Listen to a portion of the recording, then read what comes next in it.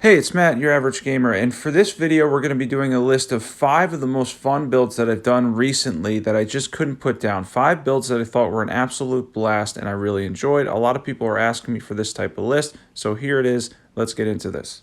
First up was the Onsheath build that I did this week. This is a really fun one. I really enjoy the nagakiba. It's probably one of my favorite weapons in the game, and then given the fact that you can have this awesome posture breaking type move that kind of reminds me of Sekiro, however you say it. It's just so cool. It's such a cool move set, and then being able to take advantage of the nagakiba's extremely long reach and the fact that it's got pretty good AR too. And once again, you're getting 30 posture damage for a charged attack as well. This one is really fun. This is one that I actually didn't want to put down. Even after I finished the footage for the video this week, I continued to face different enemies and bosses with this build because I thought it was a lot of fun. I wanted to see how much posture damage I could do. And in general, I like the whole Crucible Knight with the nagakiba and Onsheath. It looks really cool. Let's get into equipment. Now for equipment, we have the nagakiba plus 25, any seal will do. We had the Crucible Knight set on because it looks really cool with this. Dragon Crest Great Shield Talisman. We have Lord of Blood's Exaltation, Ritual Swords Talisman, Shard of Alexander, and then you're going to want the Faith tier along with the defense tier. It goes really well with this as well to get really high defense. This is a good armor set. Let's get into stats. So for stats, I had the most fun with this one on Keen Affinity to make the most out of dexterity. So I went for 70 dexterity. You do need 18 strength if you want to one-hand the nagakiba, and then everything else is pretty much up to you. 15 faith plus the faith tier will get you to 25 so you can do the buffs. And then I went for 50 vigor for a decent amount of vigor as well. I really like the stats at 150 here for this build. That was a really fun one. That's definitely one that I didn't want to put down. And one of my favorite weapons in the game is another one that I did this week is the Godslayer's Greatsword. It's one of my favorite weapons in Elden Ring. It's fantastic to use, and the weapon art, Queen's Black Flame, is absolutely awesome. This is easily, hands down, one of the coolest weapon arts in the game, given the fact that you get the percentage damage, the fire damage, the physical damage, all mixed in there, while also having a lot of hyper armor and being able to hit enemies, bosses, like a truck with the Ash of War. This one's a ton of fun to use and still is one of my favorites, probably top 10 favorite weapons in the game. If you haven't used the Godslayer's Greatsword, you have to use the Godslayer's Greatsword. It really truly is one of the coolest weapons in the game. I love doing a build for this, which I did earlier this week as well. This is a fantastic weapon overall. It's incredibly reliable, and I know a lot of people, lately I haven't heard a lot of people talk about this one, but this is a really fun weapon to use. This is something that you're going to enjoy. Queen's Black Flame, when you pull it off, especially on bosses, you'll hit for massive damage. Like I said, the fire damage, the physical damage, the percentage damage, it's a ton of fun to boot too. Let's get into equipment. For equipment, we have the Godslayer's Greatsword plus 10. We have the Godslayer's Seal plus 25, so we can throw Black Flame as well. We have the Black Flame Monk set. We have the Dragon Crest Great Shield Talisman, Fire Scorpion Charm, Ritual Swords Talisman, Shard of Alexander. Then you're going to want that Fire tier, and then the Faith or Defense tier. Let's get into stats. Now for stats, this weapon is actually split on the Ash of War between Dexterity and Faith, so you're going to get the maximum amount of damage out of it when you can get Dex and Faith as high as possible. I went for 40 and 40 on a 150 character, but if you're going to level up continuously, go for high Faith and Dexterity. You're going to get a ton of damage out of the Ash of War, a decent amount of Vigor as well. And then you want Mind and Endurance too and all that. As far as these stats though, I really did enjoy the 150 stats. That is a really fun weapon to use. And next up is one of my personal favorite weapons to use as a sidearm for a mage. It's the Wing of Astel.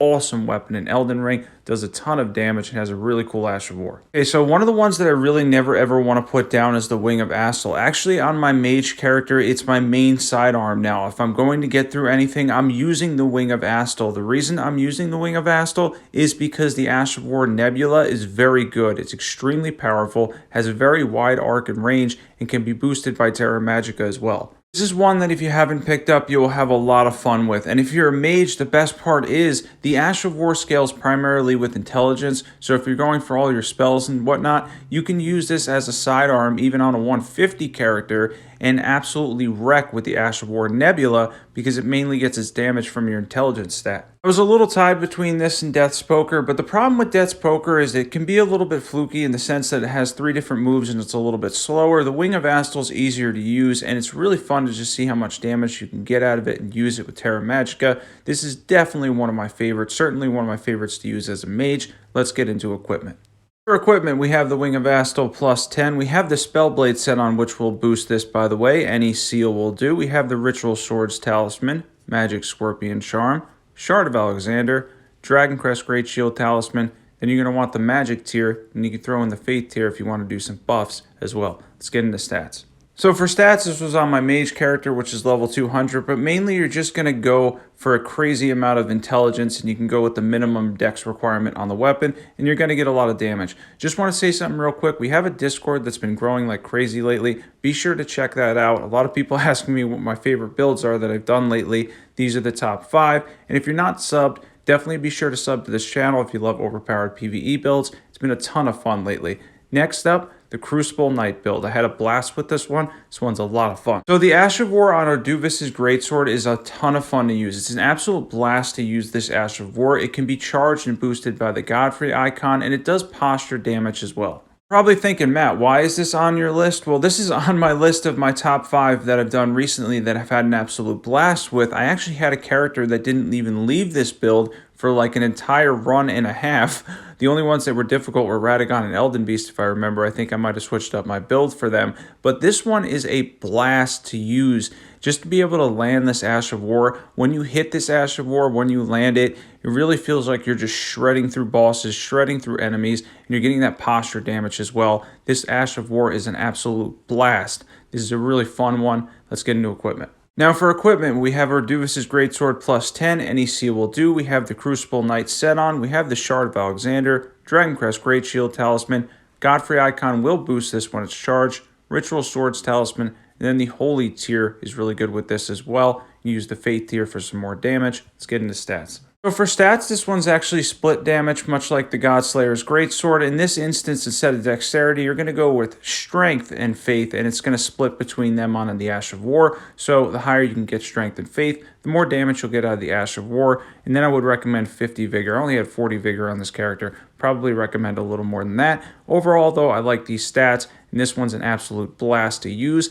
Next up, probably my favorite build in Elden Ring, the all-fire build. Ridiculously powerful and an absolute blast to use. This build I did a whole bunch of different variants on, but overall it utilizes Burno Flame, which essentially is the flame pillars that you get from the fire giant, and then Giant's Flame Take Thee for the giant fireballs, and then the magma blades as well, because the magma blades, Ash of War scales primarily with faith. You can use all these together to do immense fire damage, take on tough bosses like Melania, the majority of bosses in the game, and absolutely shred through their HP. This has to be probably the most fun one that I've ever done. I still use this build all the time on the current character that has the 2 magma blades, and I know I don't have them on the other characters. I know how bad they are to farm for. They're terrible. They're like a 1% drop rate. So I do have it on one character, but that character has utilized that build many times because it's an absolute blast to use them.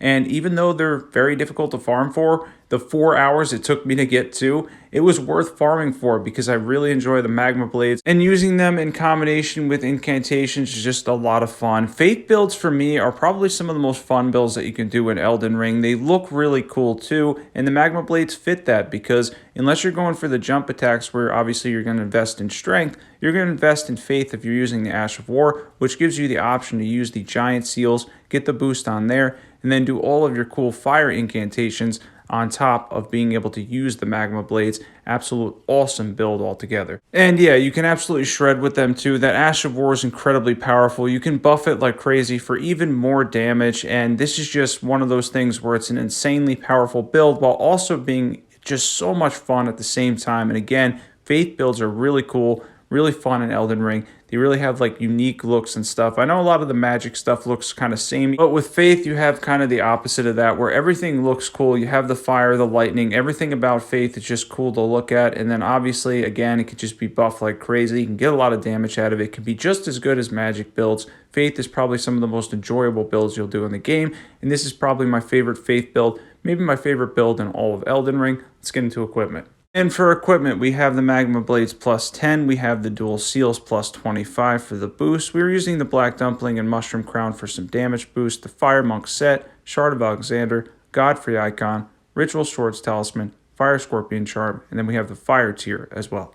So for stats, other than the minimum dex and strength, you're going to go heavily invested in, as we mentioned, faith, because the Ash of War scales pretty much primarily with faith. It's one of those things where you're just going to get a ton of damage out of it the higher your faith goes. This is one of the ones where the payoff is really good. Magma blades do a ton of damage. The fire incantations are really fun as well. And there we have it. At the end of this, I just want to say a lot of people asked me what my top favorite build was. It was a common question in the comments. I decided to put 5 together. These are my 5 favorite as of recent that I had an absolute blast with. These are ones that I really didn't want to put down because they were that much fun to use. So if I had to pick one, it would have to be between All Fire and Ancient Dragon Lightning Strike. I didn't include Ancient Dragon Lightning Strike though because I've covered that in a lot of other videos, but it's definitely between those two. I really do enjoy Faith builds. If you're not on the Discord, you definitely need to join this Discord. It's been blowing up lately. There's a ton of awesome people in there. We have the ideas flowing and everything too. It's a really cool place. And if you have any build ideas, you can throw it in the Discord as well. If you're not subbed and you love overpowered PvE builds, be sure to check out all the awesome builds that are on the channel. There's like an entire library of builds now. Thanks for watching, and as always, I will catch you guys there.